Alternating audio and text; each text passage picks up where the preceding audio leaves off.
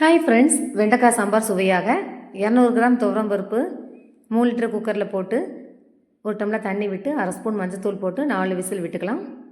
சாம்பார் செய்ய ஆரம்பிச்சிடலாம். அடுப்பை மீடியம் ஃப்ளேமில் வச்சு கடாயில் 2 ஸ்பூன் எண்ணெய், 1 ஸ்பூன் கடுகு வெடித்ததும் அரை ஸ்பூன் வெந்தயம், 30 சின்ன வெங்காயம் போட்டு வெங்காயம் 5 நிமிஷம் வதக்கி விட்டுக்கலாம். வெங்காயம் வதங்கினதும் ஒரு தக்காளி கட் பண்ணி சேர்த்துருக்கேன். வெங்காயம் தக்காளி வதங்கினதும் கட் பண்ணி வச்ச வெண்டைக்காய் இதில் சேர்த்துருக்கேன். நான் இன்றைக்கி 12 வெண்டைக்காய் கழுவிட்டு தொடச்சி கட் பண்ணி சேர்த்துருக்கேன். வெங்காயம் தக்காளி வதங்கினதும் வெண்டைக்காய் போட்டாச்சு. வெண்டைக்காய் வதக்கி விட்டுக்கலாம்.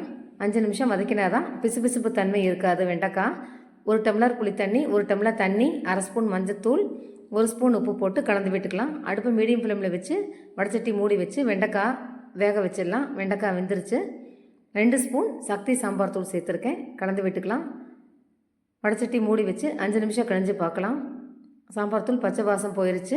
துவரம் பருப்பு வெந்ததை கடைஞ்சி விட்டுட்டு இந்த சாம்பாரில் சேர்த்துக்கலாம்.